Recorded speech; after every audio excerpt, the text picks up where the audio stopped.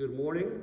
My name is Dale Brown, and I have the privilege of being the senior pastor, one of the pastors here at Community Church at Ocean Pines.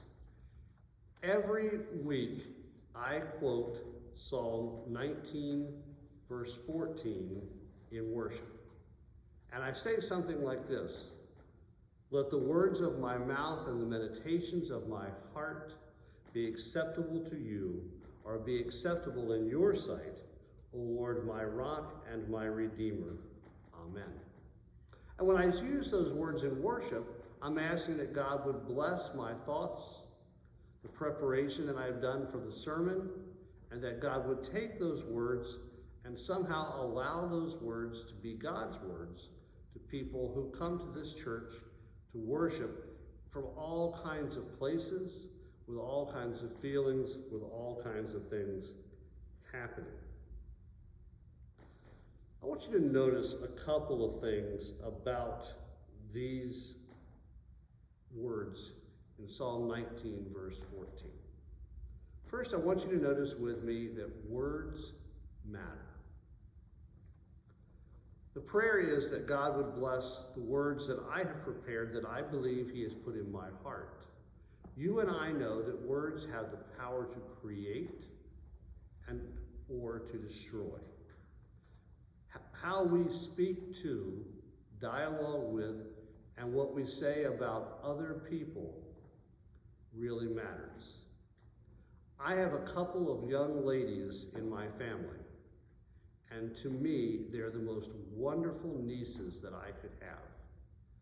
And every time before I leave them, I turn to Riley and Lily and look at them and say, "I just want you to know, I think you're perfect." Now, in truth, they're probably not, but I still think they could be. But I say that because I want them to know that I am absolutely 100% for them in their corner. And as a pastor, I try to spend the majority of my time praising people for something good, something wonderful that they've done, because I want to encourage them and to build them up, because don't we hear enough of the negative in our world? So we begin by knowing that words matter. The second thing I want you to notice with me is the order of how things are written. Words come before thinking. The word meditation connected with thinking. And doesn't that happen often? Have you ever spoke before you thought and wished you could grab those words and pull them back in? Maybe if we could somehow connect our speaking and our thinking in a better way, it would make a difference in our lives and in the lives of those we talk to. And the final thing is that we want our words to be acceptable in God's sight. And these are words that are not foul words or derogatory words or judgmental words or jokes that make fun of people, but words that are acceptable in God's sight are good words for people, good words of thanks to God, good words that encourage and build up.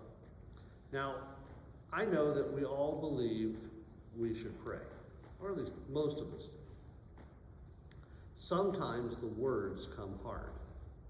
I heard a story of a little boy who went with his parents to a church meeting. Now, if you know anything about church meetings, they go on and on and on and on and on, and they last what seems to be forever. It's not totally true, but maybe partially true. And this little boy sat on the back pew of the church as his mom and dad, were part of that meeting, and he played with his toy cars and his blocks, and he tried hard to be quiet, and he was being really, really good for a little boy his age. And he saw that the meeting was coming to an end and that they were praying, and he tried to pray too. But he didn't know what to say, because as he listened to the adults down front, their words were big and long and huge, and he didn't know really what they meant. So just as it seemed there was a break in the prayers being said, he stood up on that pew and with his loudest, strongest outside voice said, A, B, C, D, E, F, G, H, I, J, K, L, M, N, O, P, and he went all the way through the alphabet and he said Z, and then he hollered out, Amen. And there were some of the adults that kind of thought this was strange. So they walked back to this little boy, and they said to him, young man, why did you pray the alphabet to God? And he said, well, I wanted to pray, and I wanted to talk to God, but I didn't know what to say, so I gave God all the letters, and I'll let him put it together. Maybe that's how our words should be.